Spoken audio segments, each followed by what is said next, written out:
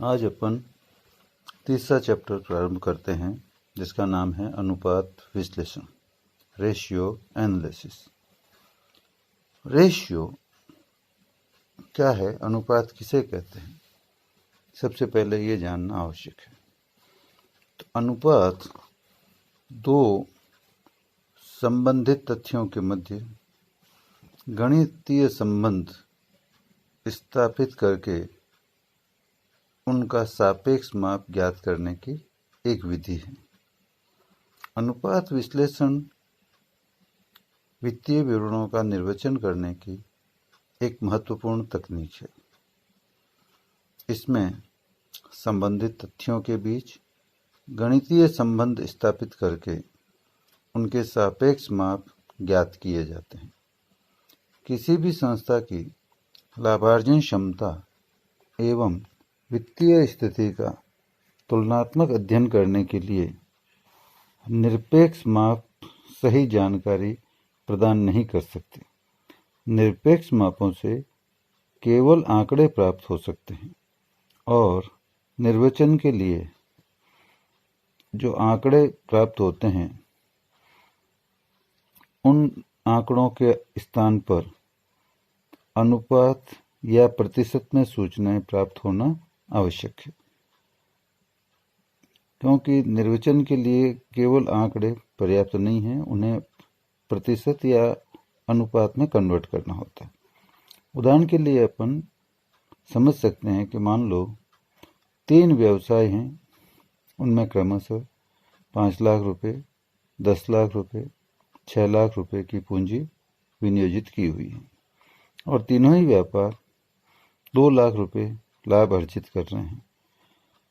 तो अब इन आंकड़ों के आधार पर हम ये मान सकते हैं कि तीनों ही व्यापार समान लाभ अर्जित करने के कारण एक जैसे कुशल हैं या उनकी कुशलता एक समान है, क्योंकि आंकड़े निरपेक्ष माप अर्थात 2 लाख रुपए लाभ बता रहे हैं। यदि इनका सापेक्ष माप ज्ञात करके निर्वचन किया जाए तो सही निष्कर्ष पर पहुंचा जा सकता है।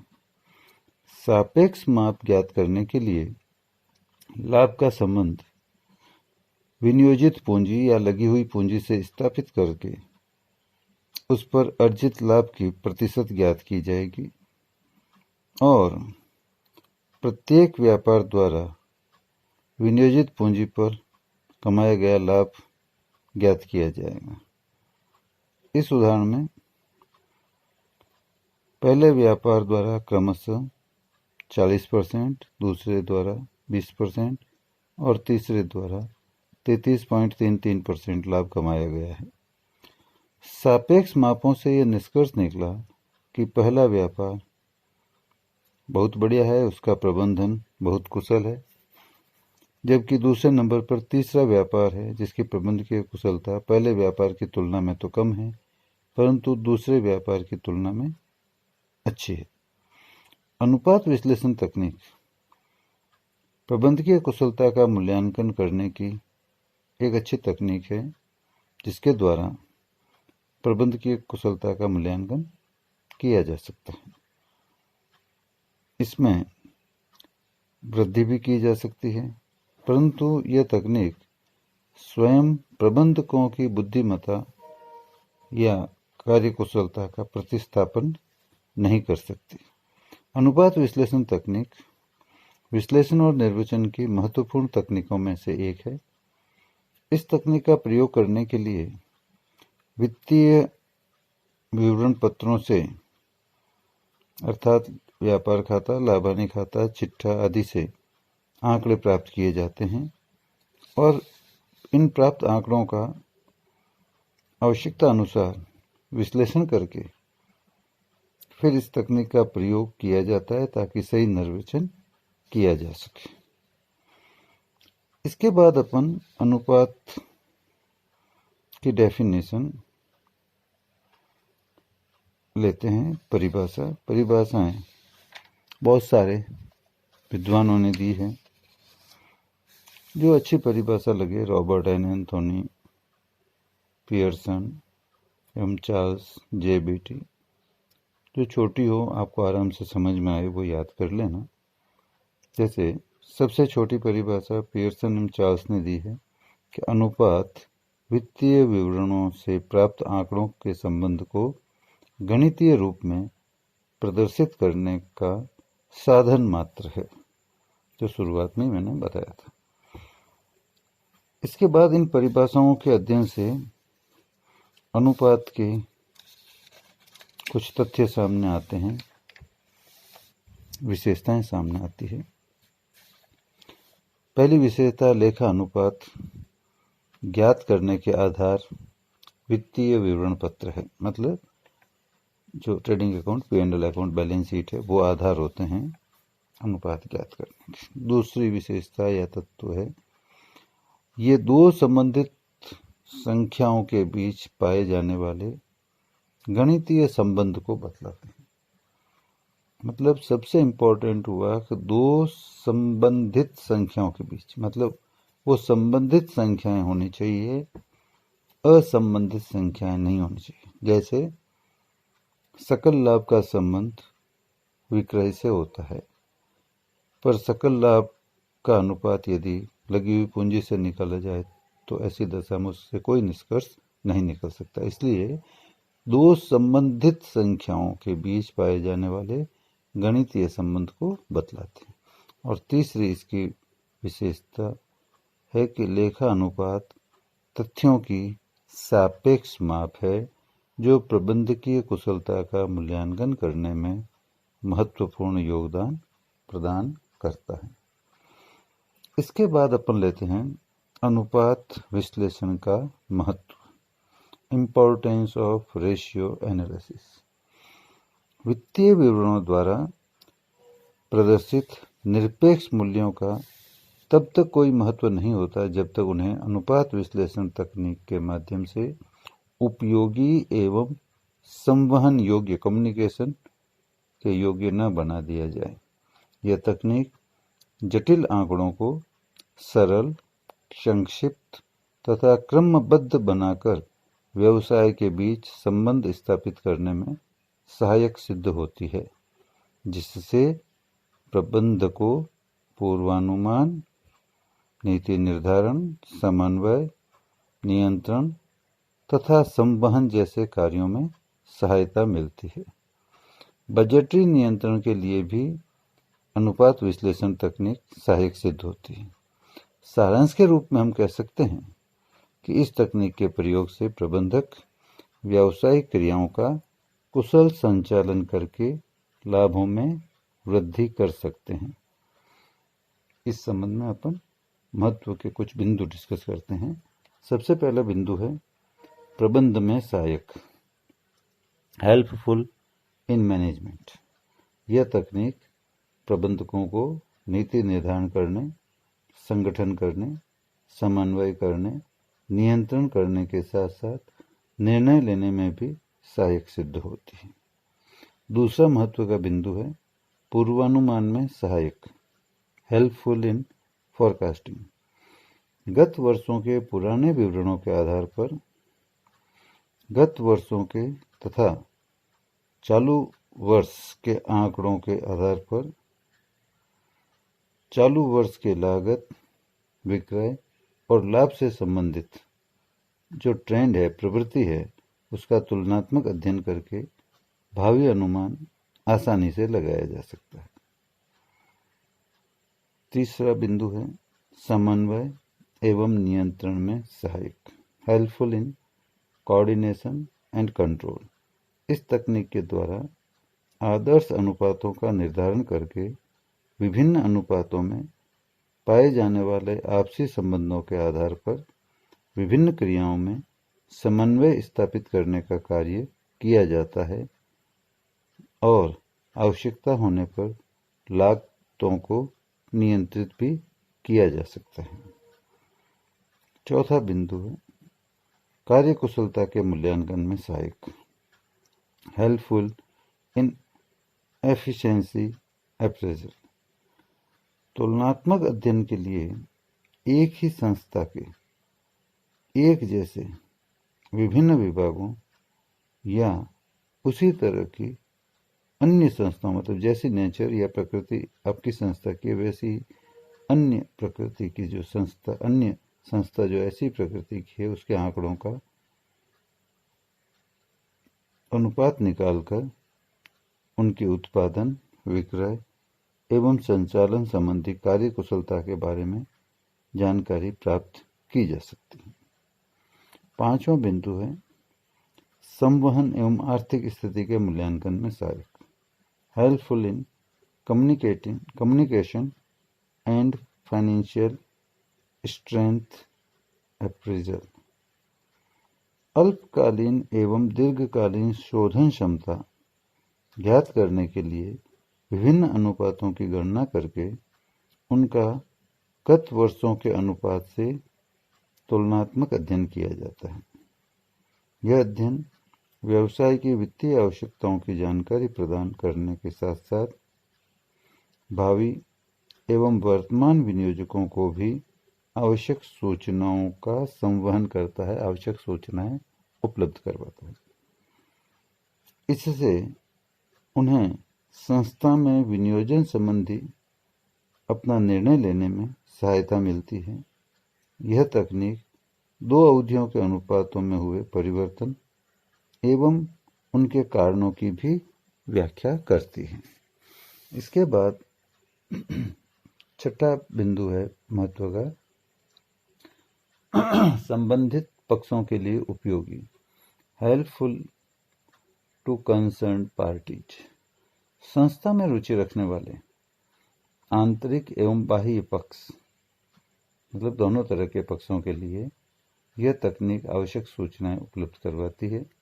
इससे वे अपने हित में आसानी से निर्णय ले सकते हैं। और आखिरी बिंदु है महत्व का लेखांकन में एक रूपता, यूनिफॉर्मिटी इन अकाउंटिंग।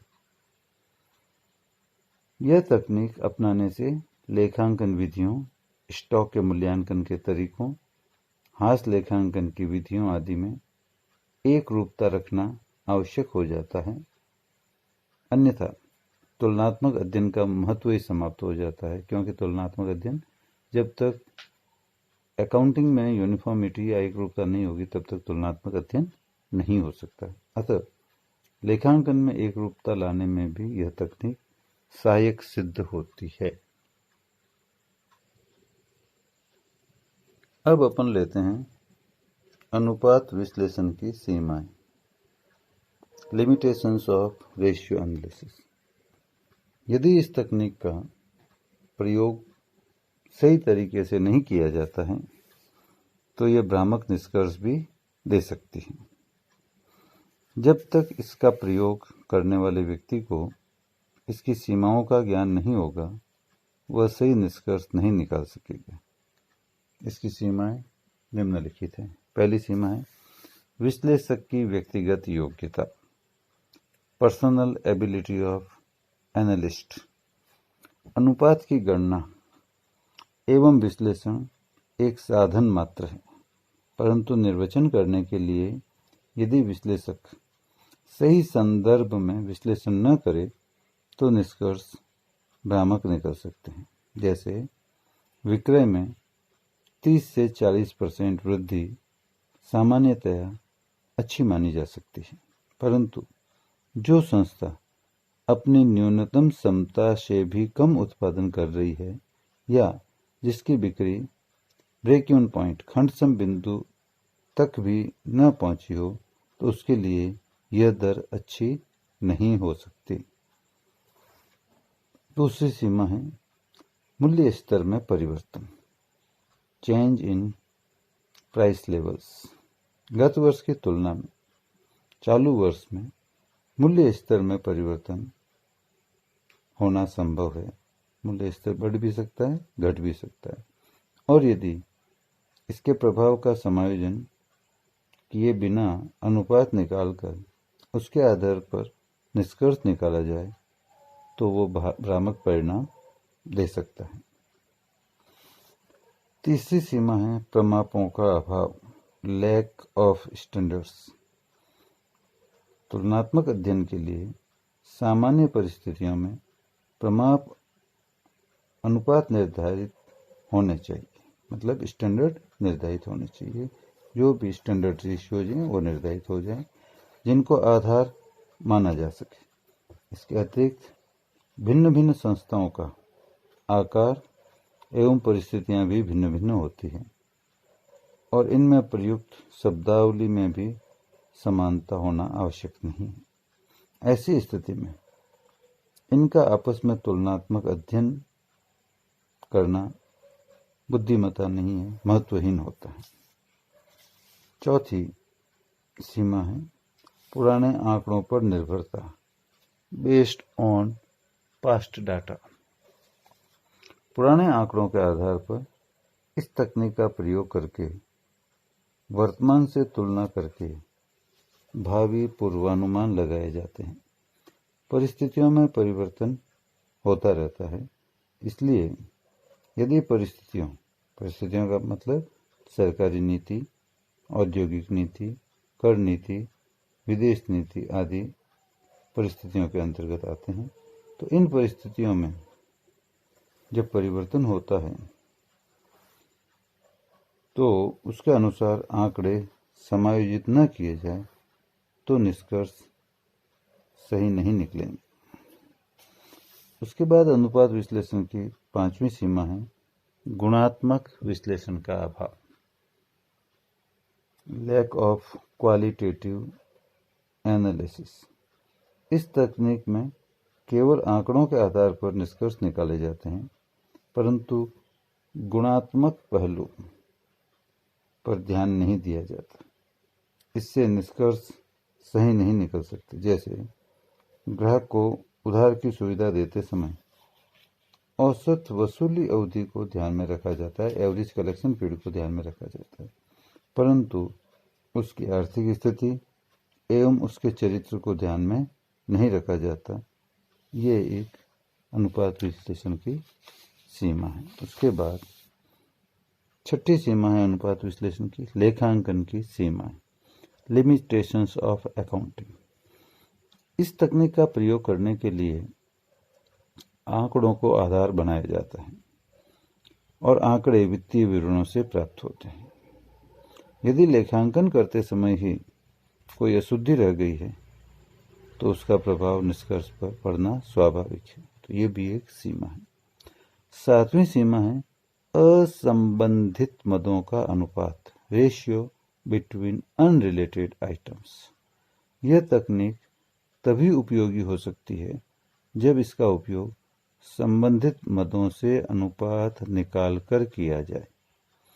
असंबंधित तथ्यों के आधार पर निकाले गए अनुपात महत्वहीन होंगे, जैसे सकल लाभ, कच्चे माल का उपयोग, बेचे गए माल की लागत तथा संचालन व्यय। इनका अनुपात विक्रय से निकाला जाए तो वह तर्क संगत होता है, परंतु यदि इनका अनुपात चालू संपत्तियों या विनियोगों से निकाला जाए तो वह असंगत हो जाएगा। इसी तरह यदि विनियोगों से विक्रय का अनुपात ज्ञात किया जाता है तो भी असंगत हो जाएगा और भ्रामक निष्कर्ष देने वाला होगा। तो जिस चीज का अनुपात जिससे निकालना आवश्यक हो, जो संबंधित हो, उससे ही निकाला जाना चाहिए। इसी तरह से अगली सीमा है अपर्याप्त अनुपातों का सीमित महत्व, limited importance of insufficient ratios. इस तकनीक में यदि कुछ ही अनुपात निकालकर निष्कर्ष निकालने का प्रयास किया जाता है तो वे निष्कर्ष भ्रामक हो सकते हैं, क्योंकि सही निष्कर्ष निकालने के लिए सभी संबंधित अनुपातों की गणना करना आवश्यक होता है और विस्तृत अध्ययन व्यापक आधार पर ही सार्थक होता है। इसलिए आधे अधूरे या अपर्याप्त अनुपात निकालकर कोई विश्लेषण किया जाता है तो वह भ्रामक हो जाएगा। इसके बाद अंतिम सीमा है पर्याप्त सूचनाओं का अभाव, लैक ऑफ सफिशिएंट इंफॉर्मेशन। निर्वचन, विश्लेषण और निष्कर्ष के लिए यह तकनीक पर्याप्त सूचनाएं नहीं दे पाती है। विस्तृत विश्लेषण, निर्वचन एवं सही निष्कर्ष प्राप्त करने के लिए इससे प्राप्त सूचनाओं के साथ साथ अन्य स्रोतों अदर सोर्सेज से प्राप्त सूचनाओं को भी ध्यान में रखा जाना आवश्यक होता है। ये आपके हो गया है लेखा अनुपातों की सीमाएं। इसके बाद अपन लेखा अनुपातों के आयामों को डिस्कस करेंगे।